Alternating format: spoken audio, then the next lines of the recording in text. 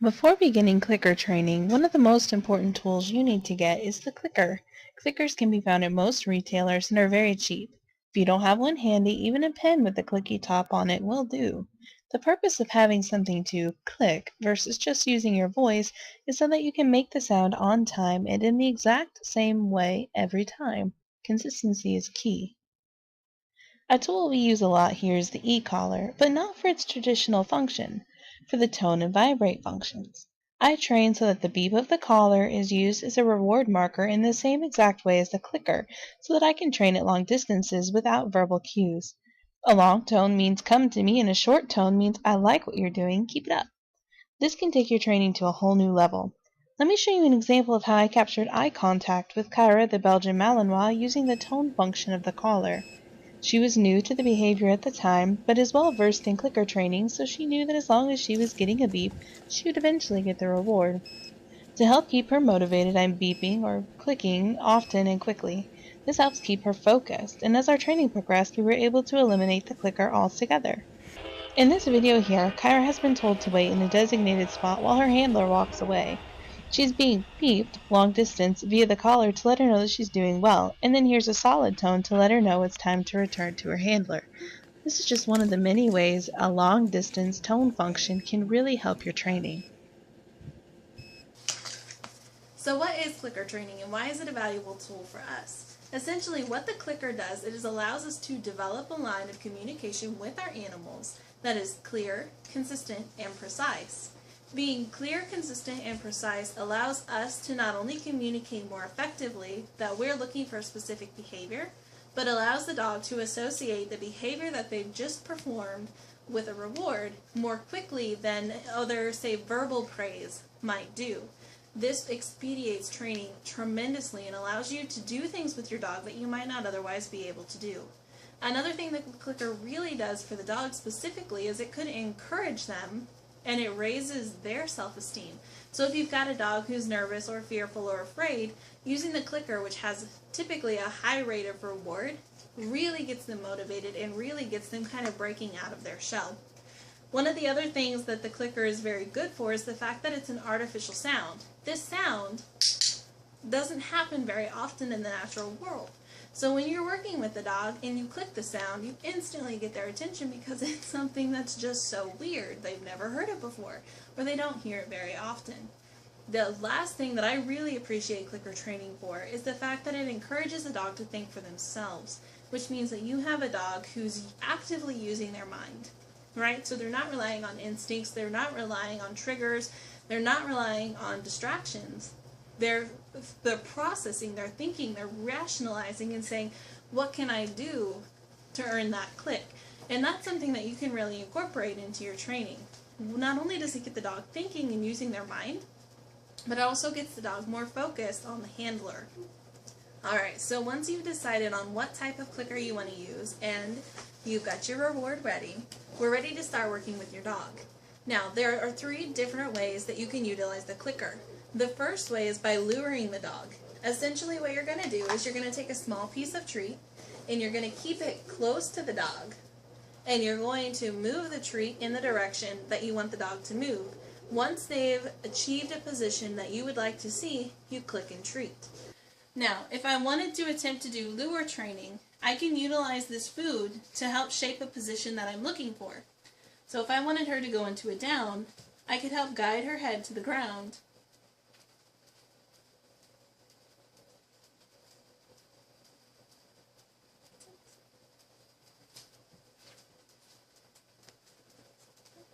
If dogs are having a hard time going down, especially for the smaller dogs, because they're not as far off the ground, what you can do is ask them to come under your hand or your leg and hold your hand low enough that going down is going to be the only way that they can fit through that space.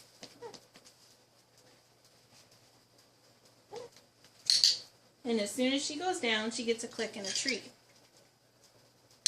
I'm going to reward her for staying in that position because this is something that I really like. The second thing that you can utilize the clicker for is free shaping. Free shaping is when you allow the dog to offer up any behavior that he or she chooses to offer. You can then select out of those behaviors which ones you would like to expand on.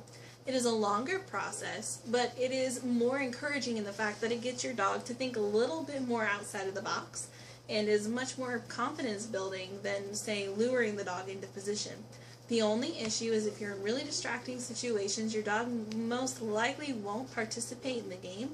And also, dogs can get really frustrated really easily when they're offering rewards and you're not clicking. So if the consistency, or if the rate of reward, there we go, isn't high enough, the dog's going to get really discouraged and stop offering behaviors altogether.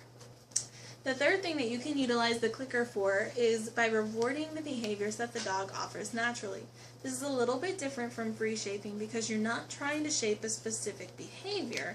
You are, however, rewarding whatever behaviors the dog is doing while he or she is walking around the house. So, for example, when your dog is resting and he gets up from his resting place and he stretches, if you reward that stretch, eventually you'll be able to put a word to it or a command to it, and then you'll be able to ask for the stretch on cue. That's exactly how we taught Kyra to bow.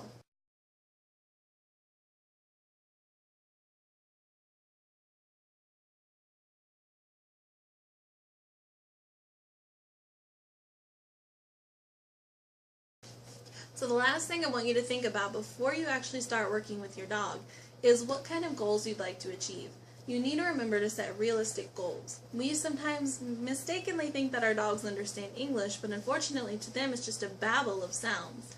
So set realistic goals. Make sure that what you're asking of them is within their capabilities and within their capabilities in terms of age as well. In addition to that, break your goals down into small steps. If you have to write on a little piece of paper and number your goals, that's fine. But what I mean is if you want your dog to roll over, for example, let's say the dog already knows how to lie down and he's going to lie down and you want him to roll over. What I want you to do is break that down into several smaller steps. So for example, first we're going to reward the dog for looking up toward the ceiling. And then we're going to reward the dog for looking up toward the ceiling and slowly turning his head. Then we're going to reward the dog for looking up, turning his head, and lifting a paw. And eventually that will form the rollover. Some dogs take many more steps than others. Take it slow and make sure that you're working at the same pace as your dog. And if you get frustrated, it's best just to end training now and come back when you're both a little bit more level-headed. Alright, here we go.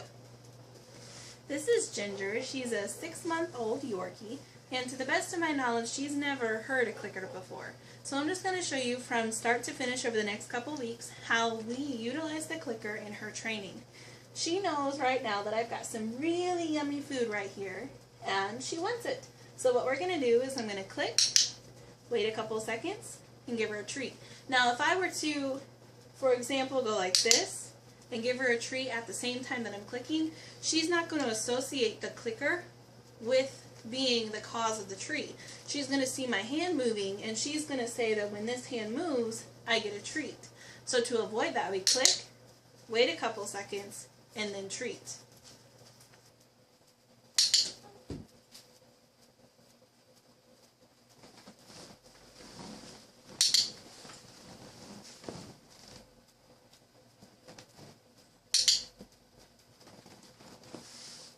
Now, if you find that the clicker is startling the dog because of the loud sound, you might want to muffle the clicker a little bit.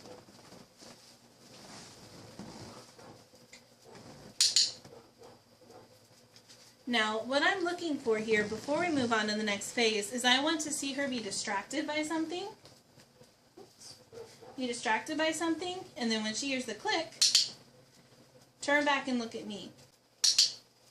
That was perfect. She was distracted, and as soon as I clicked, she looked back this way. So she clearly understands, at this point at least, that when I click, she gets something really yummy.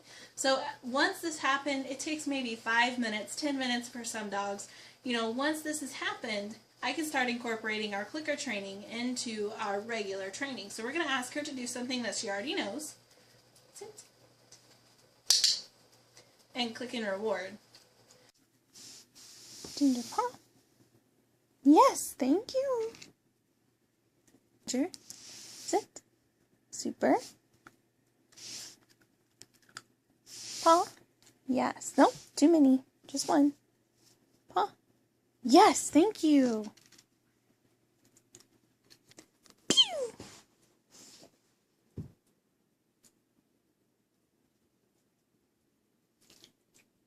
Okay.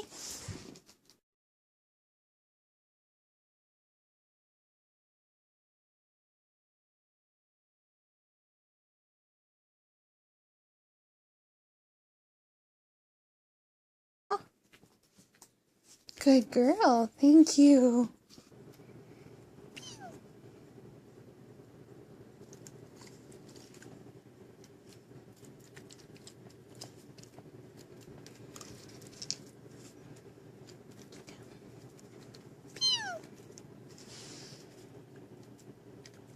Okay, paw.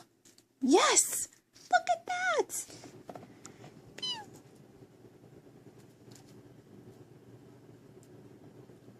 So what is clicker training?